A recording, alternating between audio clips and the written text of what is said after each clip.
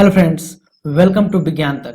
Friends, हम लोग NCERT 11th का बायोलॉजी पढ़ रहे हैं। अध्याय नंबर है 3। अध्याय का नाम है वनस्पति जगत। फ्रेंड्स, मैंने इस चैप्टर का 2 वीडियो पहले ही बना दिया है, यह तीसरा वीडियो है। अगर आपने वो दोनों वीडियोज नहीं देखे हैं तो डिस्क्रिप्शन में लिंक है, जाकर उसको देख लीजिएगा ताकि यह चैप्टर आपको अच्छे से समझ में आ सके। फ्रेंड्स, मैं आपको बता दूं कि यह 11th के बायोलॉजी का फुल कोर्स चल रहा है, जिसमें आपको मैं फ्री ऑफ कॉस्ट 11th का कंप्लीट बायोलॉजी कराऊंगा।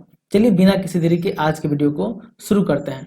फ्रेंड्स, मैंने आपको सवाल के बारे में और सवाल के टाइप के बारे में पिछली वीडियो में बनाया है, तो आपको देखना हो उनके बारे में तो आप पिछला वीडियो देखिएगा। आज का वीडियो है ब्रायोफाइटा के ऊपर। इसमें हम लोग पूरा ब्रायोफाइटा को डिटेल में समझेंगे।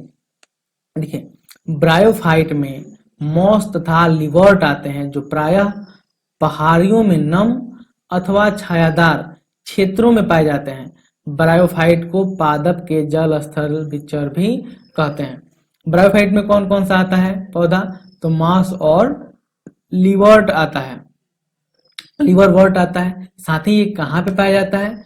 तो पहाड़ियों के नम स्थान पे, अर्थात, और दूसरा छायादार क्षेत्रों में। इसमें आता है मॉस और लिवर्ट, और पाया कहाँ पे जाता है? पहाड़ियों के नम स्थान पे तथा छायादार क्षेत्रों में। ब्रायोफाइटा को जल स्थल चर भी कहते हैं। जल स्थल चर इसलिए कहते हैं कि ये जल में भी पाए जाते हैं और स्थल में भी, यानी स्थल में ही पाए जाएंगे तो इनके लिए जल की आवश्यकता होती है, यानी इनके लिए जल और स्थल दोनों ही आवश्यक हैं, इसलिए इन्हें हम जल स्थल चर भी कहते हैं। देखिए, यहाँ पे एक ब्रायोफाइटा का फिगर दिया है, जिसके बारे में हम लोग बाद में डिटेल में आपको बताऊंगा। चलिए अभी आगे बढ़ते हैं, ठीक है। हाँ, जल स्थल चर क्यों कहते हैं? क्योंकि ये भूमि पर जीवित भी रह सकते हैं, यानी भूमि पर जीवित रहते हैं, किंतु लैंगिक जनन के लिए जल पर निर्भर करते हैं। ये प्रायः नम, सीलन तथा छायादार स्थानों पर पाए जाते हैं। ये अनुक्रमण के महत्वपूर्ण भूमिका निभाते हैं। मैंने आपको पहले बताया कि इन्हें जल स्थल चर क्यों कहते हैं, क्योंकि ये जल और स्थल दोनों पे, यानी धरती और पानी दोनों में पाए जाते हैं, और धरती पे पाए भी जाएंगे तो इनके लैंगिक जनन के लिए जल की आवश्यकता होती है। इनकी पादप काय शैवाल की अपेक्षा अधिक विभेदित होती है। इनकी पादप काय शैवाल की अपेक्षा अधिक विभेदित होती है, यानी जो शैवाल होते हैं उनका शरीर बहुत ही कम विकसित होता है, जबकि ये इनका शैवाल के मुकाबला अधिक विकसित होता है। ये थैलस की तरह होता है। थैलस मतलब समझ लीजिए थैलीनुमा, एक थैली के जैसा होता है, और शयान अथवा सीधा होता है, और एक कोशिक तथा बहुकोशिक मूलाभ द्वारा सबस्ट्रेट से जुड़ा होता है, यानी यह एक कोशिक या बहुकोशिक से मूलाभ से भी जुड़ा रहता है। मूलाभ ऐसा कुछ होता है, यानी इसमें जड़ नहीं होता है, जड़ के बदला में ऐसे बहुत सारे मूलाभ होते हैं जो सोर होते हैं। इनमें वास्तविक मूल, तना अथवा पत्तियां नहीं होती हैं, यानी आप इसमें तना, पत्ती और मूल यानी सूर में, जड़ में आप फर्क नहीं कर सकते हैं, यानी वो पूर्ण विकसित नहीं होती हैं। इनमें मुसलम, पतिसम अथवा तनासम होते हैं, यानी इनमें मूलसम, पतिसम, तनासम होते हैं। इसके कहने का मतलब है कि मूलसम सूर जैसा, पतिसम पत्ती जैसा, और तनासम तना जैसा होता है, लेकिन वह वास्तविक नहीं होता है, मतलब पूर्ण रूप से विकसित नहीं होता है। ब्रायोफाइट की मुख्य काय अगुणित होती है।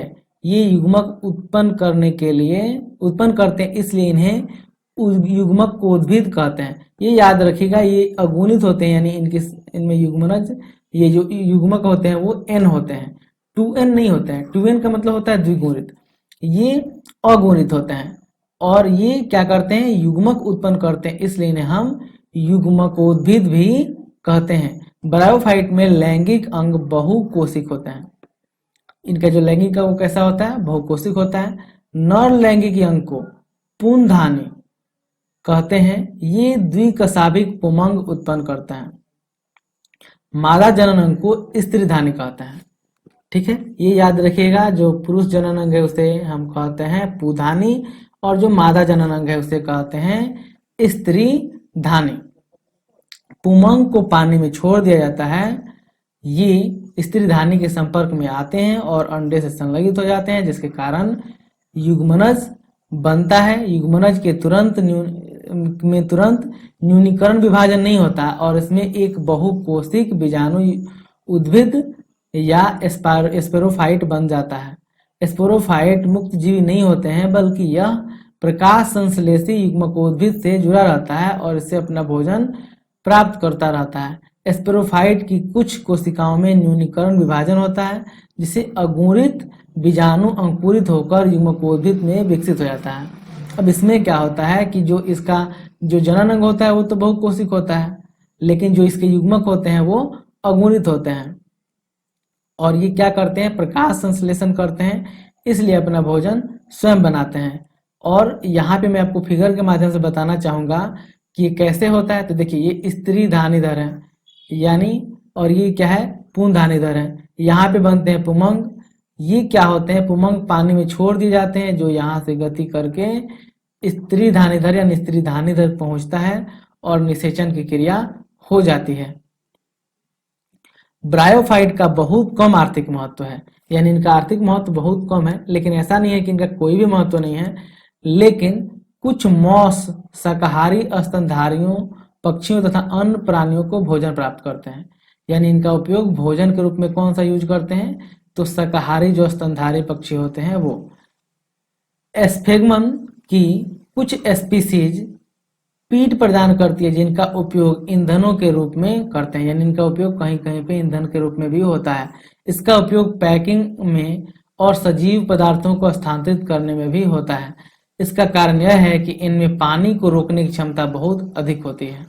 ठीक है, साथ ही चूंकि इनमें पानी की रोकने की क्षमता अधिक होती है, इसलिए बाढ़ को भी नियंत्रित रखते हैं, बाढ़ आने से रोकते हैं। साथ ही लाइकेन समेत सर्वप्रथम ऐसे सजीव चट्टान हैं, ऐसे सजीव हैं जो चट्टानों पर उगते हैं और ये चट्टान पर उगकर चट्टान को बांधे रहते हैं, जिनसे उनका क्षय कम होता है, मिट्टी वहां से दहने का, वहां से मृदा अपरदन होने का चांस कम होता है। इसका पारिस्थितिक दृश्य में बहुत कम महत्व है। उन्होंने चट्टानों को अपघटित किया और अन्य उच्च कोटि के पौधों को उगने के अनुरूप बनाया। इन्होंने क्या किया, उसको पकड़ कर रखते हैं, जिसके कारण उच्च कोटि के पौधे विकसित हो जाते हैं। भले ही शैवाल का वहां पे महत्व नहीं हो, लेकिन शैवाल क्या करते हैं, दूसरे पौधों को उगने के लिए एक सही वातावरण मुहैया कराते हैं। चूंकि मॉस मिट्टी पर एक सघन परत बना लेते हैं, इसलिए वर्षा की बौछारें मृदा को अधिक हानि नहीं पहुंचा पाती। ये तो मैंने बताया है कि इससे वर्षा से मिट्टी अपरदन नहीं होता है, यानी ये मिट्टी के कटाव को रोकते हैं। ब्रायोफाइट को दो हिस्सों में बांट सकते हैं, लिवरवॉर्ट और मॉस में। चलिए सबसे पहले जानते हैं हम लिवरवॉर्ट के बारे में। लिवरवॉर्ट प्रायः नमी छायेदार स्थानों जैसे नदियों के किनारे, दलदली स्थानों, गीली मिट्टी, पेड़ों की छालों आदि पर उगते हैं। लिवरवॉर्ट की पादप काय थैलासव यानी जिसे हम मार्केंसिया कहते हैं, थैलस पृष्ठधार होते हैं तथा अधस्तर बिल्कुल चिपके होते हैं। इसके पत्तीदार सदस्यों में पत्तियों की तरह छोटी छोटी संरचनाएं होती हैं, जो तने की तरह रचना में दो कतारों में होती है। यहाँ आप फिगर में देखिए, यही है मार्केसिया। देखिए इसमें ये मुलाब है, मुलाब यानी सोर जैसा, यानी एक वास्तविक सोर नहीं है जैसे आप अन्य वृक्षों में या पौधों में देखते हैं, जैसे मिर्चा वगैरह में देखते होंगे। ये मुलाब है, ये छोटे छोटे होते हैं और ये क्या करते हैं, मिट्टी से इसको पकड़े रहते हैं। ठीक है, और ये आपको तो मैंने बताया ही था कि स्त्रीधर है और पुंधानीधर है। ये ऐसे ही ये देखिए, ये नर वाला पौधा है और ये मादा वाला है, ये याद रखिएगा। चलिए आगे देखते हैं। लिवरवॉर्ट में अलैंगिक जनन थैलस के विखंडन अथवा विशिष्ट संरचना जेमा द्वारा होता है।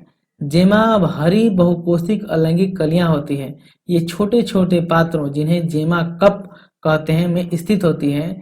ये अपने पैतृक पादपों से अलग हो जाती है और इससे एक नया पादप उग जाता है। देखिए यहाँ पे, यही है वो जेमा कप जो जुड़ा हुआ रहता है, इसमें भी, नर में भी और मादा में भी।